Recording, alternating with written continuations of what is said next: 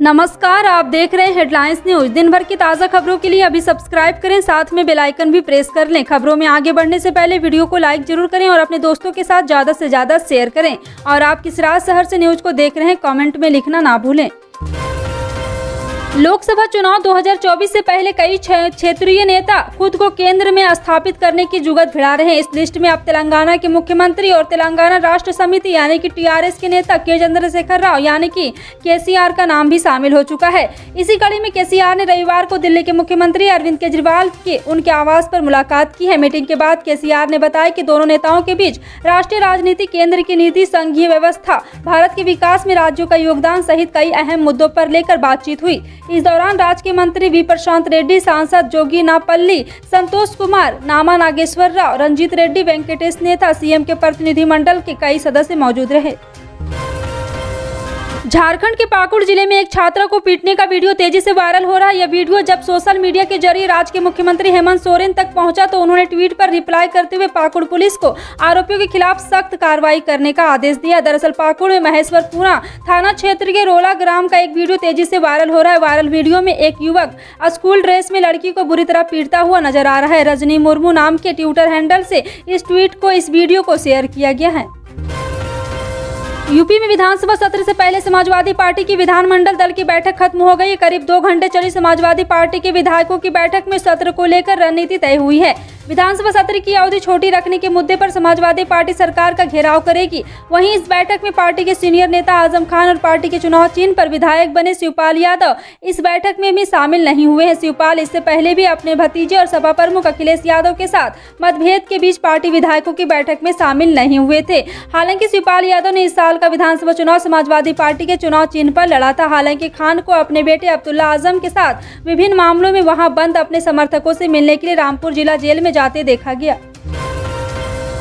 भाजपा सांसद अर्जुन सिंह रविवार को टीएमसी में शामिल हो गए। टीएमसी ज्वाइन करने के बाद अर्जुन सिंह ने अपने सोशल मीडिया अकाउंट को भी अपडेट किया है। टीएमसी ज्वाइन करने के दौरान अर्जुन सिंह के साथ तृणमूल कांग्रेस के राष्ट्रीय महासचिव अभिषेक बनर्जी मौजूद रहे, जिन्होंने अर्जुन सिंह को पार्टी की सदस्यता दिलाई। टीएमसी की ओर से एक ट्वीट किया गया था कि बंगाल भाजपा के पूर्व उपाध्यक्ष और बैरकपुर के सांसद अर्जुन सिंह का अखिल भारतीय तृणमूल कांग्रेस परिवार में हार्दिक स्वागत है। टीएमसी ज्वाइन करने के बाद सोमवार को अर्जुन सिंह ममता बनर्जी से मुलाकात करेंगे।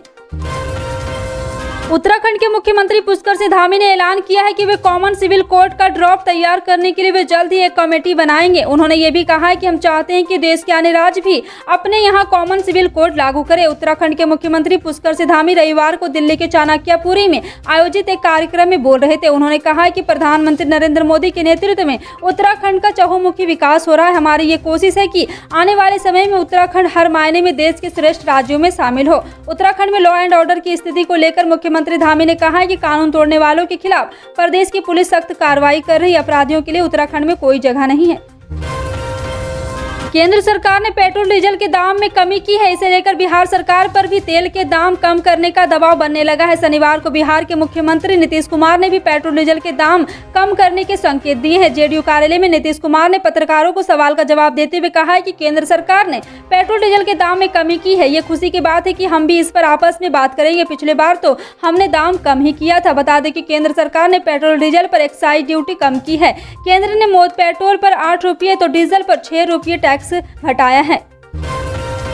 राजस्थान में पहली बार स्मार्ट हेल्थ कियोस्क से मरीज खुद 50 तरह की जांच करवा सकेंगे। कियोस्क सबसे पहले कोटा मेडिकल कॉलेज को मिला है। एटीएम की तर्ज पर बनाया गया कियोस्क देश में ही विकसित किया गया है। कोटा मेडिकल कॉलेज के प्रिंसिपल विजय सरदाना ने बताया है कि आईसीआईसी फाउंडेशन ने CSR फंड के तहत कियोस्क उपलब्ध कराया है। कंपनी का दावा है कि देश में करीब 600 कियोस्क स्वास्थ्य सेवाओं को भेजे जा चुके हैं। और आपको बता दें कि कियोस्क के प्राइमरी स्तर की सभी जांचों को हो सकती है। विजय सरदाना के मुताबिक मशीन चलाने की ट्रेनिंग कंपनी के प्रतिनिधि देंगे, उसके बाद हॉस्पिटल में स्थापित कराएंगे। उन्होंने कहा कि निश्चित तौर पर तकनीकी से आने वाले समय में मरीजों को और भी लाभ मिलेगा।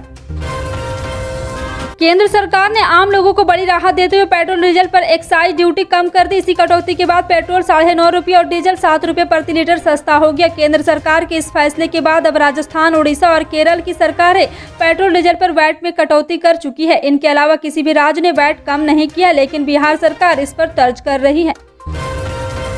वाराणसी के ज्ञानवापी परिसर में सर्वे के बाद कई तरह के दावे किए जा रहे हैं। कोर्ट में पेश की गई सर्वे रिपोर्ट में ज्ञानवापी परिसर के अंदर कमल, नाग का फन और कई तरह के हिंदू निशान पाए जाने की भी बात कही गई। दूसरी तरफ सुप्रीम कोर्ट ने कहा है कि मामले की सुनवाई जिला जज करे।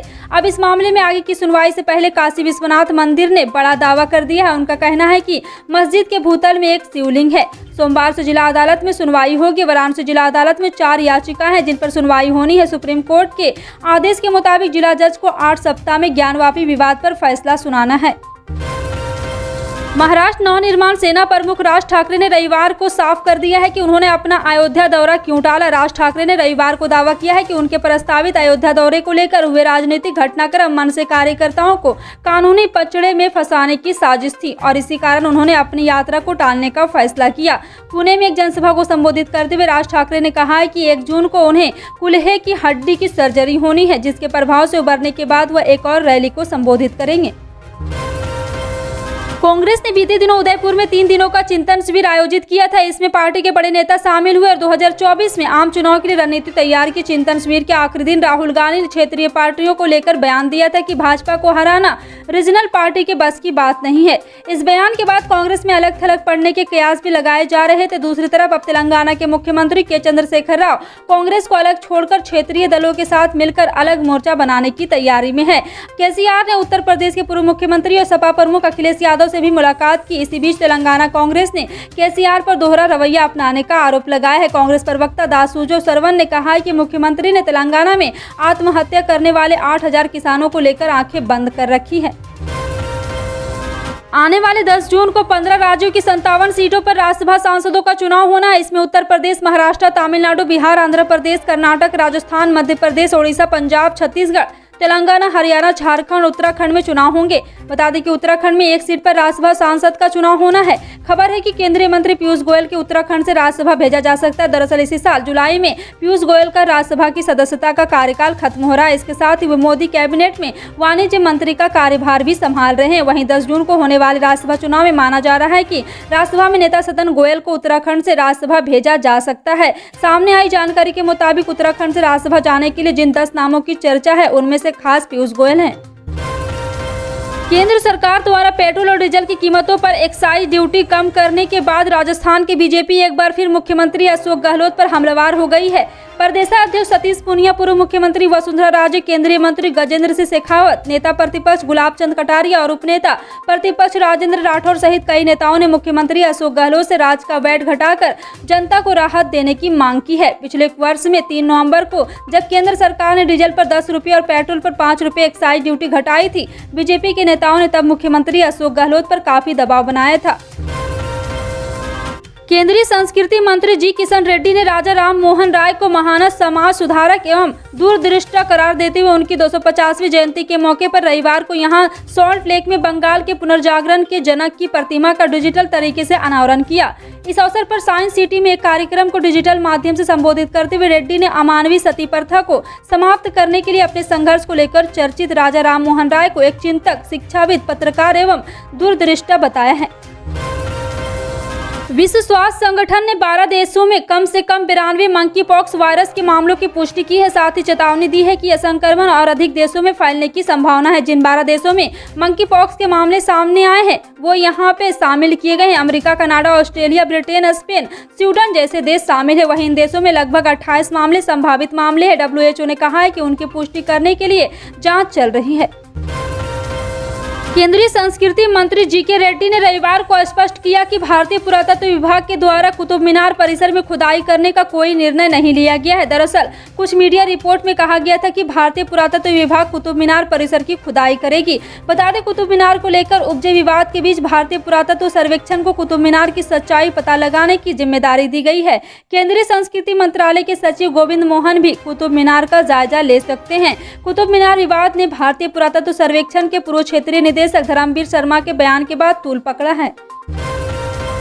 पश्चिमी राजस्थान में स्थित जोधपुर शहर में पानी पर पहरा बिठा दिया गया है। जिला कलेक्टर हिमांशु गुप्ता ने वर्तमान में नहरबंदी अवधि में हुई वृद्धि के कारण जोधपुर शहर में संभावित पेयजल समस्याओं को देखते हुए उचित पेयजल प्रावधान के लिए इमरजेंसी रिस्पांस टीम गठित की है। इसके तहत शहर के फिल्टर प्लांट पर 24 घंटे पुलिस जाब्ते के निर्देश दिए जाएंगे। प्रत्येक फिल्टर प्लांट के लिए प्रभारी नियुक्त किए गए हैं। इसी क्रम में निगम को जल का दुरुपयोग करने वालों पर जुर्माना लगाने का भी निर्देश दिया गया है।